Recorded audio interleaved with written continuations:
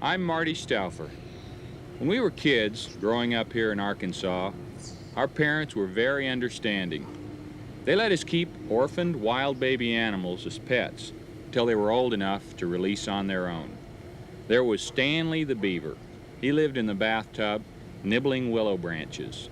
And Leona the owl soared through the house as she was learning how to fly. Foxy the fox shared the food dish with our family dog. I learned a lot watching these babies.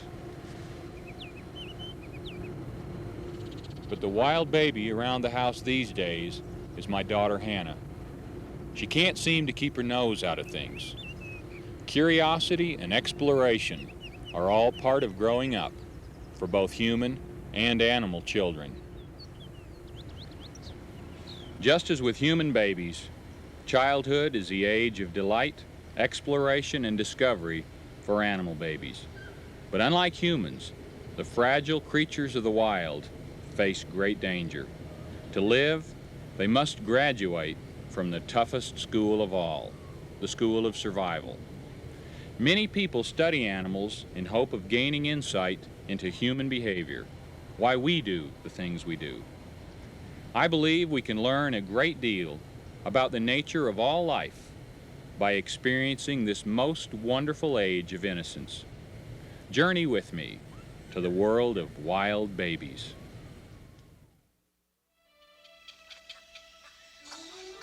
With spring comes the miraculous season of growth and rebirth. As the days grow longer, birds become driven by the overwhelming urge to reproduce. Soon they are ready to perform the rituals that have taken place in the same way at the same time for thousands of years. The annual rites of spring.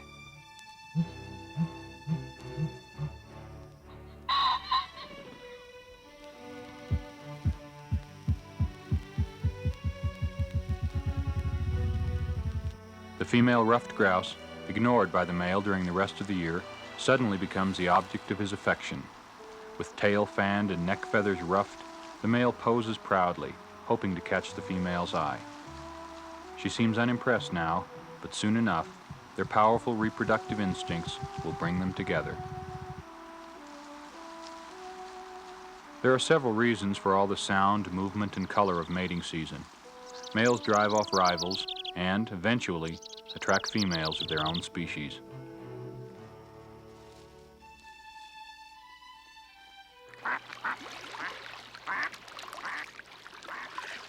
With some birds, like the mallards, mating becomes a community event and is exciting when males greatly outnumber the females.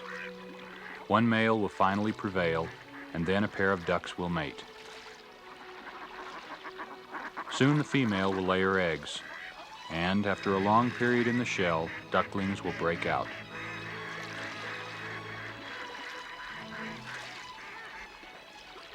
Bright-eyed, able to feed themselves and follow mother almost from the instant of birth. Most other baby birds emerge early from their shells, feeble, blind, featherless, dependent on their parents for food and care. Some babies are comic caricatures of their parents. Even the red-tailed hawk, a mighty bird of prey, has helpless young. For several weeks after the nestlings hatch, they are able to do little more than open their mouths and eat. When they are old enough to leave the nest, they will be taught to hunt, and by next winter will be powerful hunters like their parents.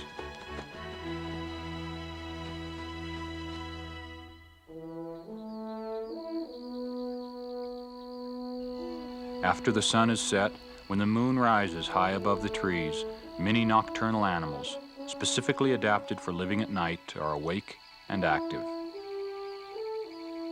75 feet off the ground lives the great horned owl and her young downies. The owl often takes an abandoned redtail's nest as its own. Because one hunts by day and the other by night, these two predatory birds coexist peacefully.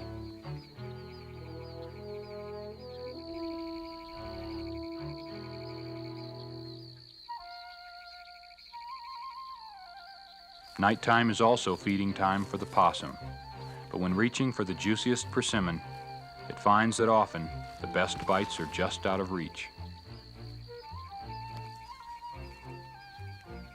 Owls can find their prey in 100 times less light than is needed for humans to see.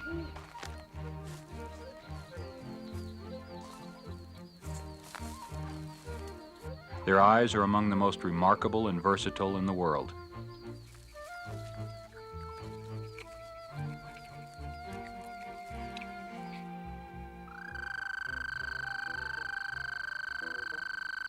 A male American toad, smitten by the moon in June, sings to his lady love.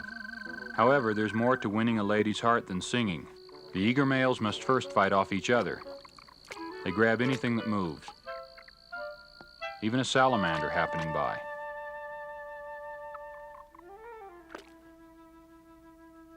When one male toad grabs another male, the latter emits a few chirps, a warning call, meaning keep your hands to yourself. The captive toad is then released. There's nothing secretive or subtle about the courtship of toads. The male has found a female, much larger than himself. He's already prepared for the size difference.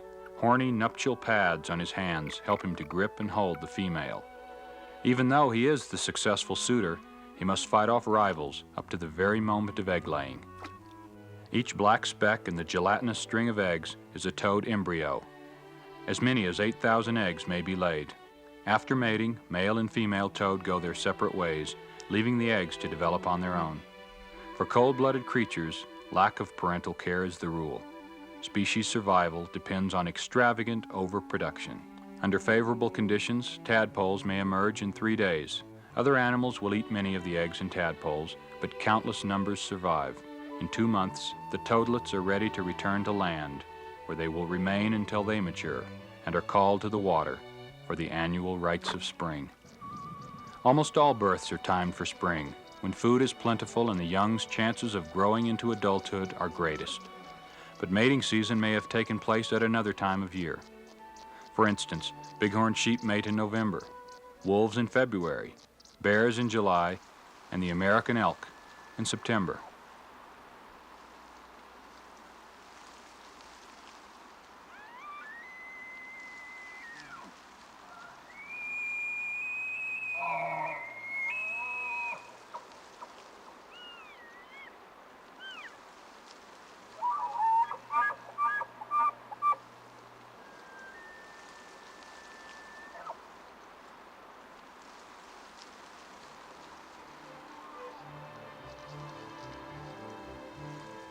To female elk, the bull's shrill bugle means, "I'm ready for love." To other bull elk, the bugle means something entirely different. It's a challenge, saying, "I'm ready not for love, but for war."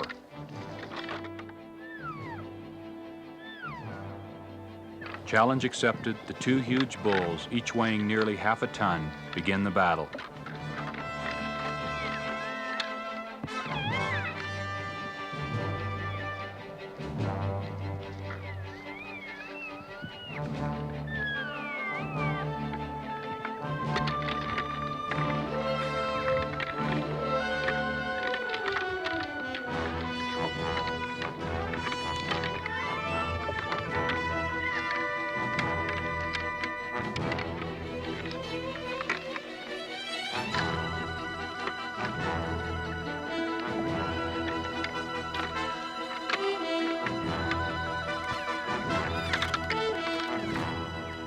Except for an accidental goring or locking of antlers, the battle is never to the death.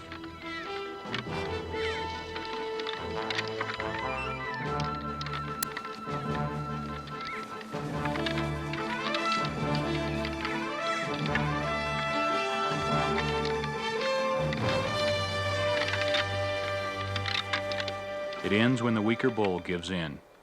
And for the time being, the question of who is stronger is settled.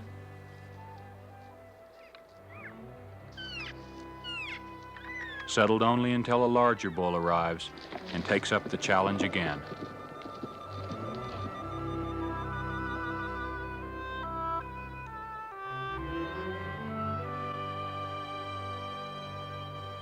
The largest and mightiest bull eventually wins over all the others. His prize, a harem of a dozen or more females with which he mates. Next spring's calves will be hardy and alert. Their chances for survival, and in fact the survival of the elk as a species, are improved by the results of these ritualistic mating battles. The strongest bulls mate and father the strongest calves year after year.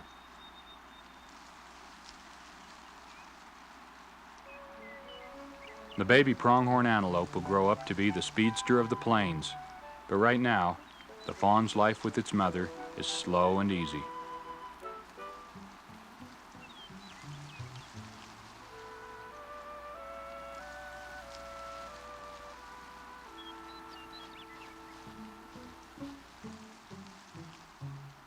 It consists of nursing and resting in the sagebrush, hiding from predators. People coming upon baby animals alone in the wild often assume them to be orphaned or abandoned. This is seldom true. Usually mother is feeding nearby. When my friend Diane discovers this pronghorn fawn, the pronghorn mother is torn between her maternal instinct and her survival instinct, her desire to flee from danger. The fawn solves mother's dilemma by running when touched.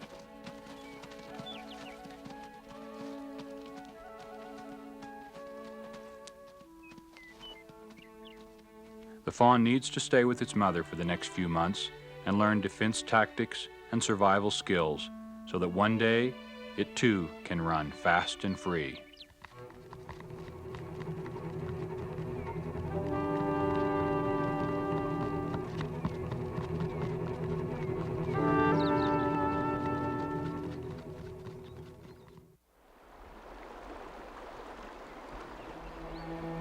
These baby catfish look as if they're playing a game. They're not. They're schooling. Schooling is an adaptation developed over years of evolution. By swimming together, many little fish look like one big fish, a fish so big that most predators pass it by. The lower animals seldom engage in free activity, in play, an activity beyond the ritual and routine. The higher the animal, the more it plays.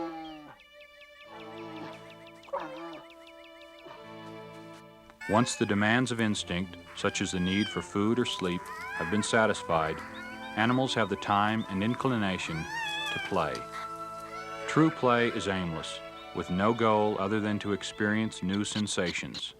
Children do not play because they are young, but rather, they are young so that they may play. This human saying can also be applied to wild babies. Mountain goat kids attempt to leap and climb only minutes after birth, a natural outlet for their incredible energy.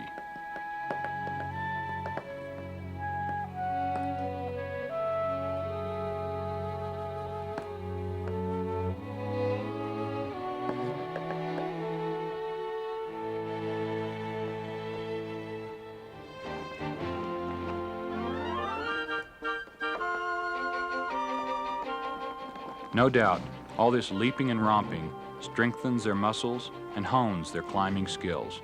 But don't tell the young goats that. For them, the useful benefits of play are merely side effects. The wild babies do learn and play at the same time. I think we can gain something from this. Perhaps we could find a way to play less desperately and to learn more playfully.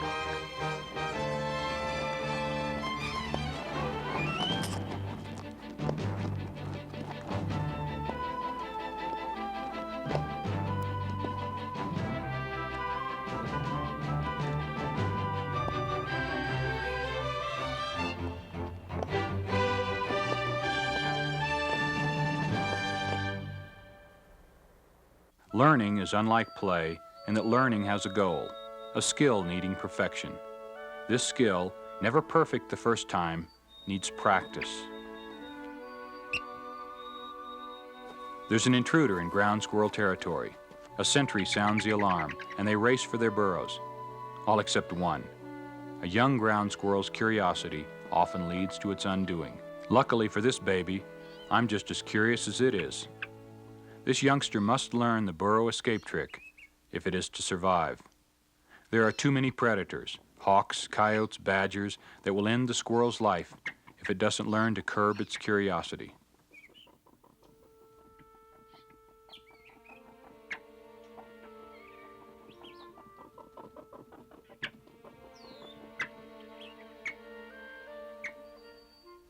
I replace the youngster in its burrow and hope that next time it won't come out to meet me.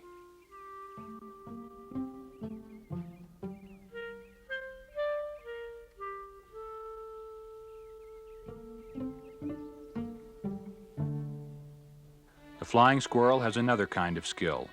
Its home, more often than not, is in the air. Their front and back legs are connected by a flap of skin, the gliding membrane. Young flying squirrels are born helpless and hairless, weighing only 1/5 of an ounce each.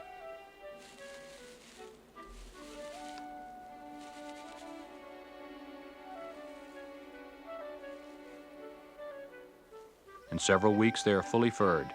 Yet even when nearly grown, they look like someone wearing a fur coat several sizes too big. It's time for the first flying lesson. While mother watches, the young squirrels turn into furry kites. They learn to steer by raising and lowering their flaps, and to stabilize landings by using their tails. This landing is beginner's luck, but beginners don't always fly through the air or land with the greatest of ease.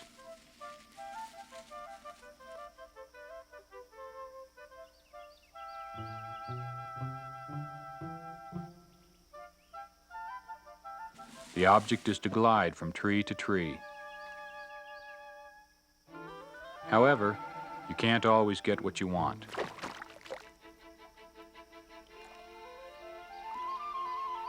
This youngster must swim to shore, climb a tree, and fly again. It will be several months before the techniques are perfected. Flying squirrels could be more aptly called gliding squirrels, since they don't truly fly.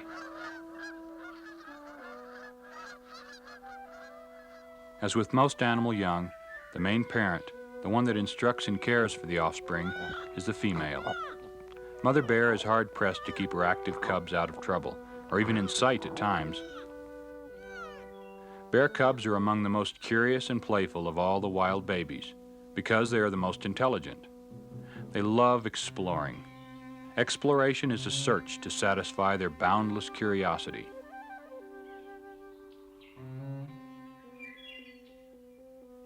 But this time, the information smells terrible.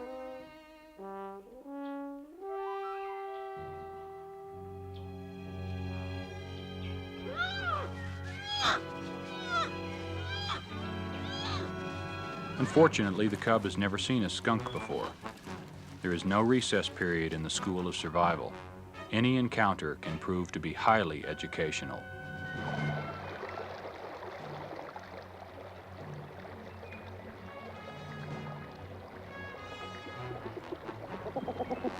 These skunks seem to think that I am their mother. How could that be? Well, I'm not about to hang around and find out. I had seen and smelled how well Mother Skunk protected her babies, although the youngsters wander off and sometimes will follow any large moving object. They will return to their mother.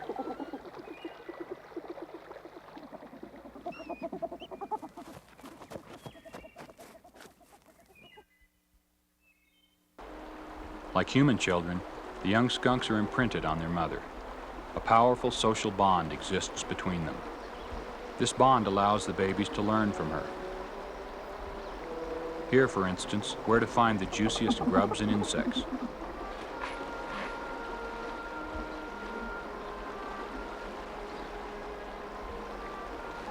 The skunk mother is a teacher in the sense that she adjusts her actions to her students' or babies' needs. Like the skunk, the porcupine has a very powerful defense mechanism. Quills, up to 30,000 of them. The quills resemble the shaft of a bird's feather, but the business end of each quill is hard, very sharp, and under complete muscular control.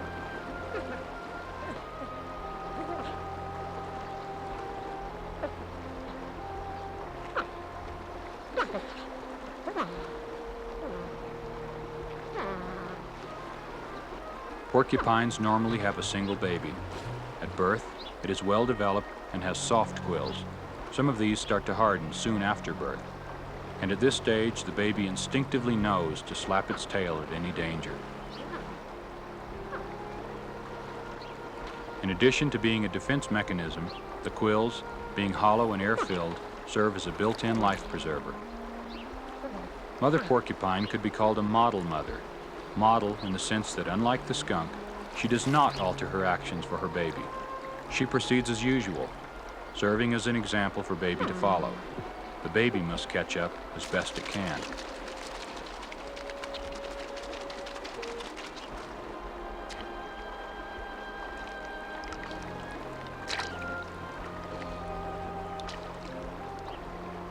In the spring, both wander far looking for tender, crisp plants, tree bark, shrubs, and berries.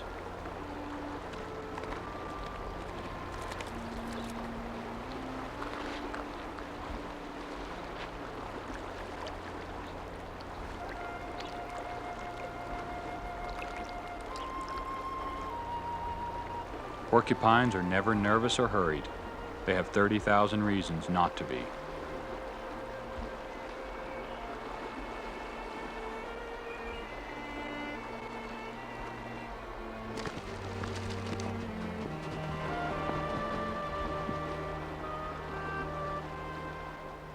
Mother doesn't worry about this coyote pup. If he gets any closer, he could end up with a pincushion for a nose.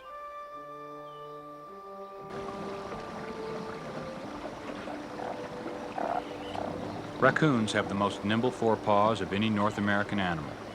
Like tiny human hands, they are very useful in climbing and clinging. And no matter how good the tool, the skill needed to use it must be learned. Mother raccoon, like the skunk, is a teacher. She encourages her uncertain youngsters.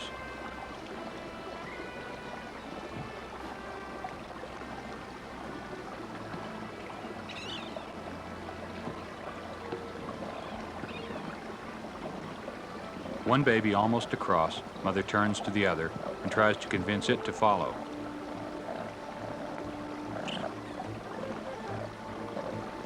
But lessons don't always go according to plan. Happily, the baby is a born swimmer.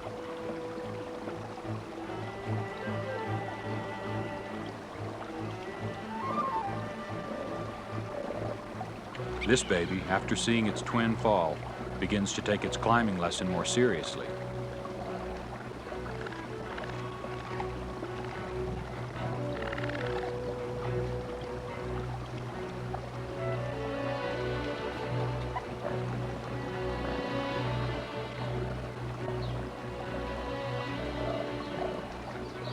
The frustrated teacher decides it's time to take a break.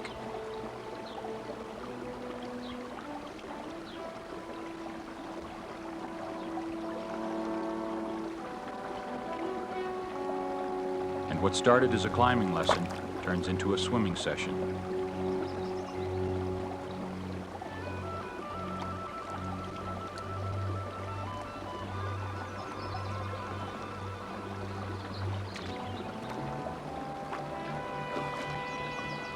Finally, the whole family, wet but safe, reaches shore. Although the lesson may not have looked successful, the skills learned may prove vital in the near future.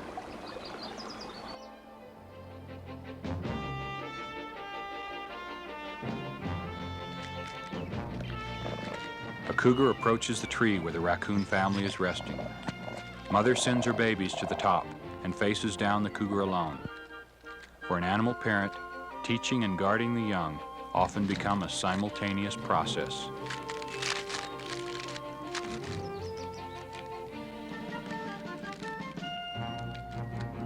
This raccoon, like all wild mothers, does not release her babies from her care until they have learned all the necessary survival skills.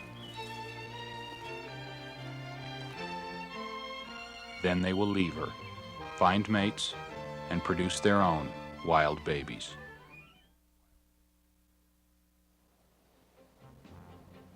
Some say a baby moose has a face only a mother could love.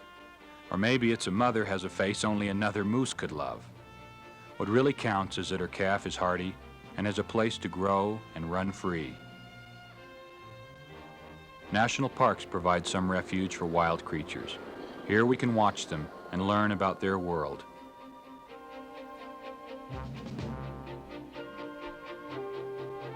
Where instinct plays a greater role than intellect, where wildness reigns. Only now, when the wilderness areas are vanishing, only now are we beginning to understand the value of observing animals in their natural habitat. They have a great deal to teach us about themselves and ourselves. I believe they can survive, only if we stop exploiting the wilderness and leave them a home where they can raise their wild babies.